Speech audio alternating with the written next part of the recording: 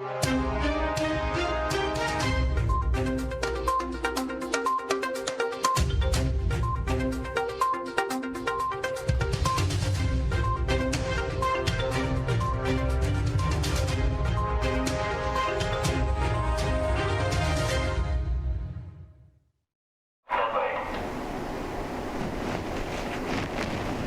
pemirsa, apa kabar hari ini? Semoga selalu sehat di masa pandemi ini dan selalu bersemangat untuk menjalani aktivitas. Bagi pemirsa yang harus tetap bekerja di luar rumah, jangan lupa menggunakan masker. Hari ini program Berita Newspoint hadir menjumpai Anda bersama saya, Amirah Dinda. Selama 30 menit ke depan, Newspoint akan menyajikan berita terbaru seputar Universitas Brawijaya dan Malang Raya. Jangan kemana-mana, keep on our channel Newspoint.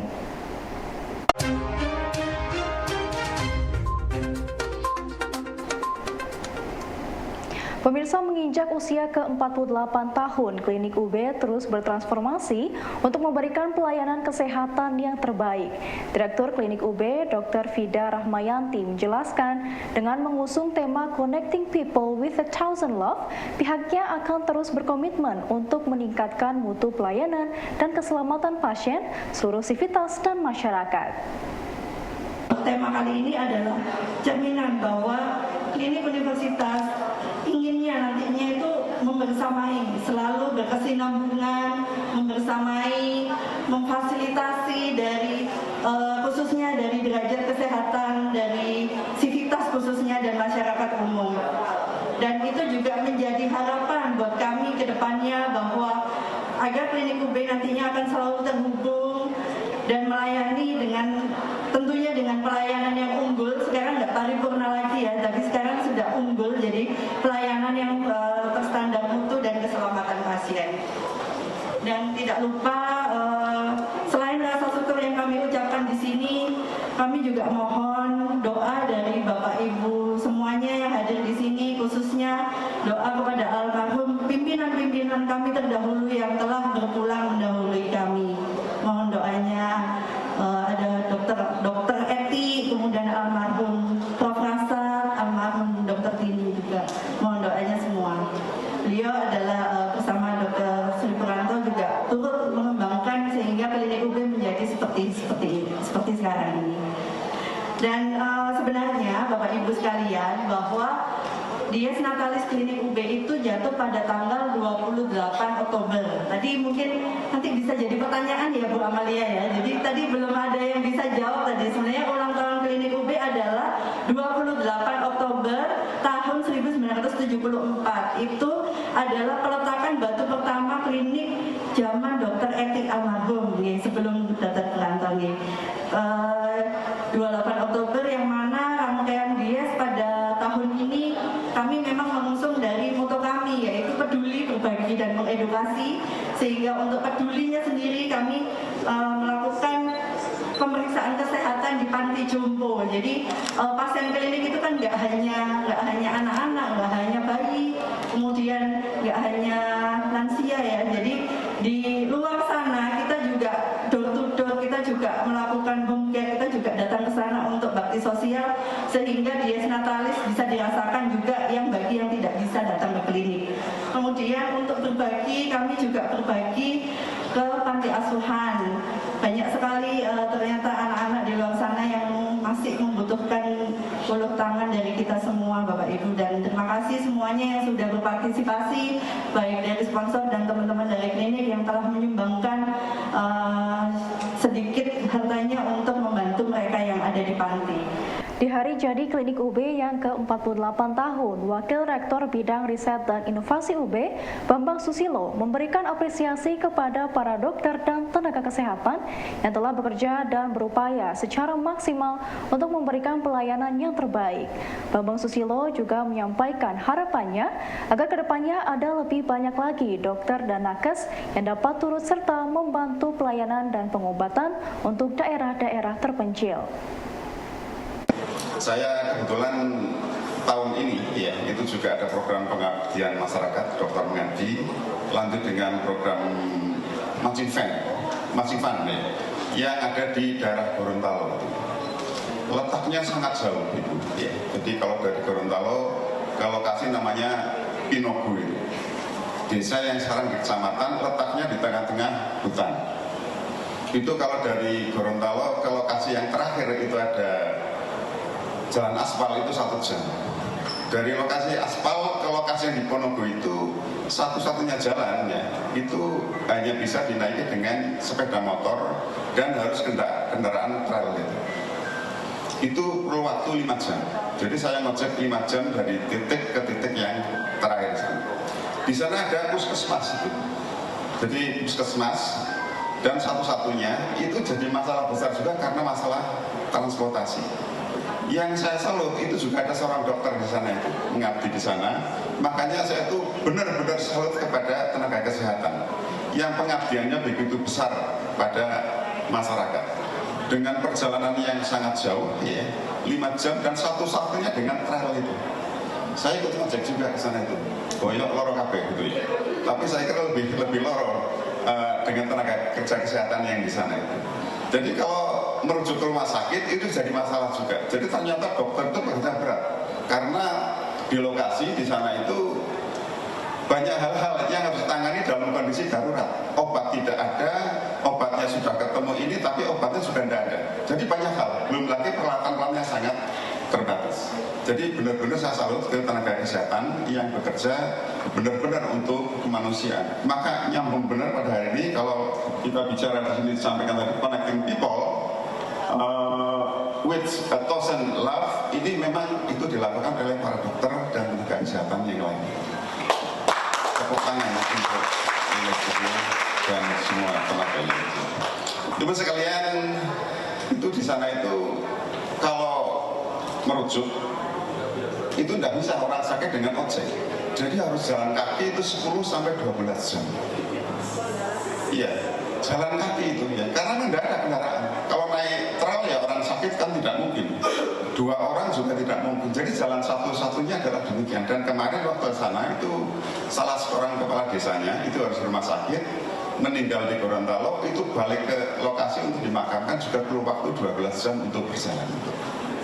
Dan ini memang saya kira tanggung jawab kita bersama ke depan ya, agar nanti juga terkait dengan kesehatan ini nanti bisa lebih baik di negara kita, dan ke depan ini benar-benar tantangan yang sangat luar biasa. Yang kedua, kemarin juga kebetulan saya interview untuk calon beasiswa LPDP, sama juga teman-teman yang di Papua sana itu kasusnya sama juga itu. Makanya kalau dokter dengan jalan LPDP udah saya nggak lihat apa-apa, pokoknya saya akan rekomendasi untuk studi lanjut itu, karena memang itu pengabdian dan benar-benar dibutuhkan di masa yang akan datang, bahkan masa kini juga dibutuhkan sekali. Karena itu sekali lagi saya ucapkan selamat ya untuk teman-teman dokter, teman-teman nakes yang pengabdiannya sangat luar biasa, dan kami terima kasih Pak Dr. Suranto, senior kita semua, termasuk saya sebagai anaknya. Cuma kelihatannya putih kumisnya, tapi sebenarnya anak beliau itu ya, atas perjuangan selama ini sehingga klinik UB juga akhirnya bisa sebesar ini.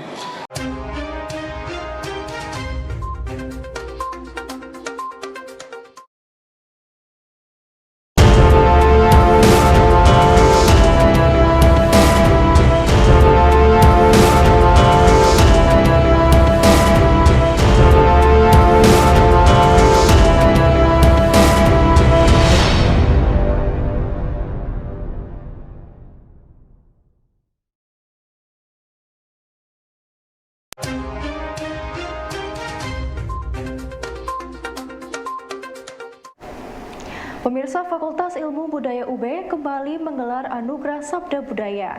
Menginjak usia keempat, penyelenggaraan ASB memberikan penghargaan kepada seniman dan sastrawan yang berasal dari Jawa Timur. Dengan adanya kegiatan ini, Dekan FIB UB Hamamah berharap FIB dapat turut serta dalam melestarikan kesenian tradisional dan juga dapat ikut mempromosikan seni tradisi yang ada serta lebih dekat dengan para seniman dan budayawan. Selain International Conference, kami juga memberikan anugerah Sabda Budaya kepada seniman dan budayawan Indonesia untuk menghormati beliau-beliau yang telah berkecimpung di dalam seni dan budaya Indonesia. Dan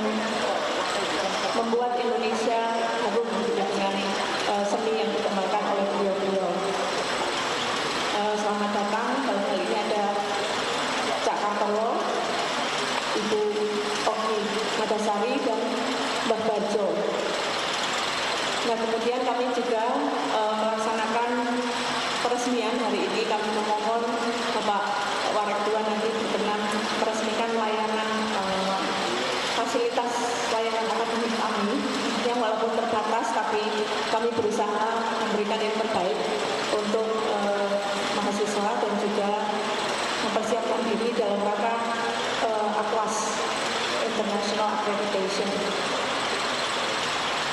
Demikian yang kami coba laksanakan hari ini, Bapak Ibu, dan karena terselenggaranya acara ini dengan baik, saya sampaikan terima kasih kepada Panitia Seminar Internasional, Panitia Sabda Budaya, dan Panitia Fakultas Ilmu Budaya. FIB UB memberikan apresiasi kepada para seniman dan sastrawan dari Jawa Timur.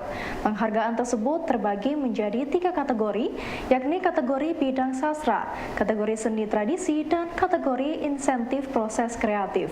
Menurut Ketua Pelaksanaan ASB FIB UB 2022, Fatoni Rohman, FIB perlu memberikan perhatian kepada para seniman dan sastrawan, tidak hanya dalam bentuk fisik, namun juga berupa kajian keilmuan sebagai upaya pembangunan peradaban masyarakat. Perkenankan pada kesempatan kali ini saya mewakili Dewan Kurator untuk menyampaikan hasil kurasi yang telah kami lakukan untuk memilih tokoh-tokoh di bidang sastra, seni tradisi, dan juga budaya.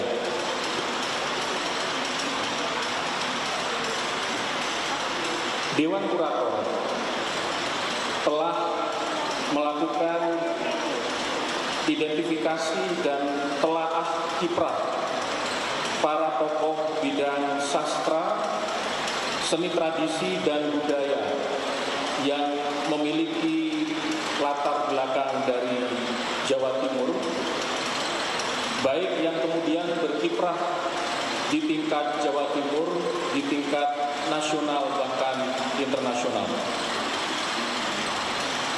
Dari berbagai data yang kami pelajari dan kami teliti, kemudian kami berusaha menilai proses kreatif, kontribusi, karya-karya, dan pengaruh para tokoh tersebut.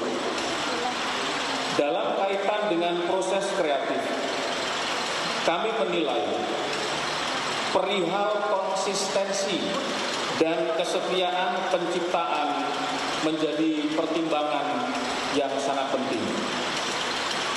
Sementara berhubungan dengan kontribusi, kami Dewan Kurator melihat sumbangsi signifikan apa yang telah diberikan para tokoh tersebut dalam bidang mereka masing-masing. Pada konteks karya-karya yang diciptakan, kami mengkaji dan menilai bobot dan pencapaian kualitas karya-karya mereka. Dan yang terakhir, terkait dengan pengaruh, kami Dewan Kurator menekankan pada sejauh mana peran dan karya-karya para tokoh tersebut mampu memengaruhi kemajuan bidang sastra, budaya, dan seni tradisi, serta sejauh apa jangkauan karya-karya tersebut dalam menginspirasi dan membangun peradaban masyarakat. Berdasarkan pertimbangan-pertimbangan tersebut, kami Dewan Kurator memutuskan untuk memilih tokoh-tokoh sebagai berikut. Pertama, Oki Madasari untuk kategori bidang sastra. Tepuk tangan Bapak Ibu sekalian. Yang kedua, Cak Kartolo untuk bidang seni tradisi.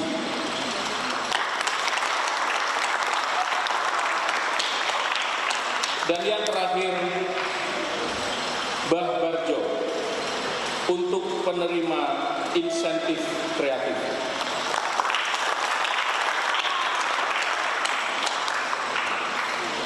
Demikian keputusan Dewan Kurator Anugerah Sabda Budaya Universitas Brawijaya tahun 2022. Saya, Yusri Fajar, selaku Ketua Tim Kurator, Dr. Nanang Suryadi, selaku anggota Tim Kurator, Taufan Hendro Baskoro, selaku anggota Tim Kurator,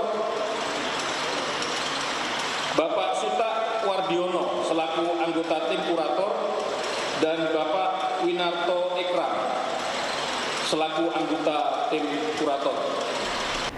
Upaya meningkatkan produksi ayam perlu dilakukan agar dapat memenuhi permintaan pasar. Melihat peluang tersebut, dosen Fapet UB, Profesor Halim Natsir menjelaskan, melalui program Matching Fund, pihaknya telah melakukan persilangan ayam jantan dari ayam Bangkok dan ayam betina dari Lohman Platinum atau ayam Jago Super untuk membantu para peternak agar kedepannya dapat meningkatkan produksi ayam dengan kualitas terbaik. Sekarang lagi mulai tumbuh semangat untuk istilahnya menghasilkan strain baru. Strain baru ini adalah saya katakan memang belum murni Indonesia. Kalau murni Indonesia kan ayam kampung gitu kan, pertumbuhannya kan lambat. Ya kebetulan sekarang ini kelompok kami, riset grup kami itu mendapatkan dana matching fund ya. Dana matching fund dari Dikti itu sekitar 800, kemudian dana dari mitra juga 800, jadi 1,6 M. Ini kita akan menghasilkan namanya ayam strain UB Berlin. Apa itu? Karena pabriknya itu namanya Berlin. Kemudian karena sumbangan kita untuk supaya menjadi strain yang unggul, akhirnya kita sepakat menamakan UB Berlin. Ya, memang rencananya tidak mungkin tahun ini, insya Allah itu tahun depan, tetapi progresnya tahun ini sudah cukup bagus. Jadi ayam jantannya itu dari ayam Bangkok. Jadi kita konservasi juga ayam lokal. Kalau betinanya itu dari Lohman Platinum. Orang menyebutnya itu biasanya ayam Joper, mungkin pernah dengar ya, Joper ya. Ayam Jawa Super gitu ya. Ya, tapi Joper ini kan kelemahannya keseragaman bobot badan, keseragaman bulu itu terlalu beragam. Sehingga pada saat kita masuk ke CV Berlin itu, warna hitam yang dikehendaki itu masih sekitar 20%. Kemudian di tahun kemarin, karena kita mendapatkan matching fund itu 2 tahun, kalau yang kemarin tidak sampai 1 M tapi cuma 800, yang sekarang 1,6 itu, tahun kemarin sudah dari 20 itu meningkat menjadi 45% yang hitam. Sampai sekarang ini program belum berakhir, ini sudah sekitar 68%. Artinya apa? Artinya memang kita mengharapkan nanti keseragamannya itu lebih dari 80%. Jadi dengan cara apa? Memang kita memilih indukan jantan yang bagus.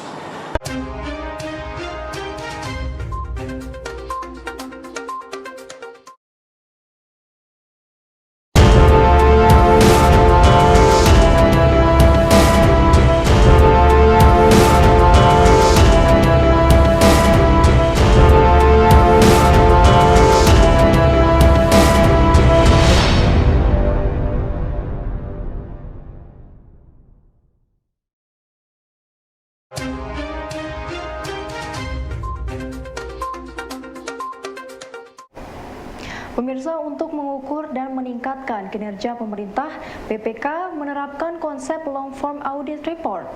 LFAR merupakan penggabungan pemeriksaan keuangan, pemeriksaan kinerja agar para pemangku kepentingan dapat memiliki pemahaman komprehensif terkait dengan pengelolaan dan tanggung jawab keuangan negara.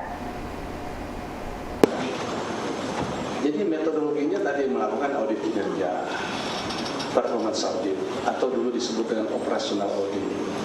Atau kita metodologinya apa? Ya, metodologinya tadi kita bisa gunakan apa saja. Artinya better management practice yang dilakukan oleh Australia kita adopt.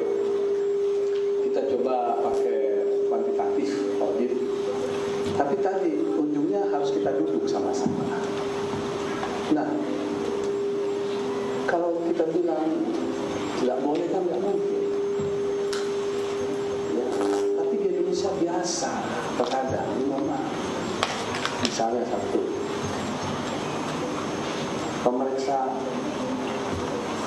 pemeriksa di HAM lebih jago dari polisi kan, ya itu juga tumpang tindih. Atau orang KPPU nggak pernah mengaudit.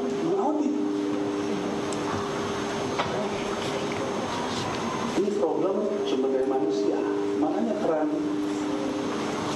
alumni akuntan ini penting untuk di segala tempat. Ya. Karena itu ada tadi transparansi, kan level transparansi di standar itu. Ya. Nah,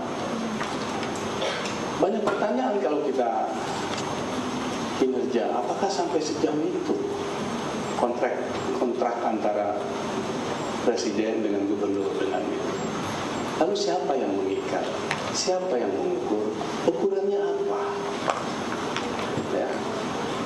Ya itulah ukurannya sekarang, laku dan sakit. Nah, kalau kita BPK nggak bisa melihat semuanya, tapi certain area. Kan tadi tidak seluruh level. Kita nggak punya orang. Auditor kinerjanya baru belajar semua baru belajar. Ya. Baru belajar itu hebatnya auditor kan. Gitu. Jadi auditor itu masuk ke audit itu jadi murid yang baik, keluar jadi guru yang baik. Jadi baru masuk belajar minta itu. Dia baru sebulan pulang habis mereka audit rekomendasiin kan.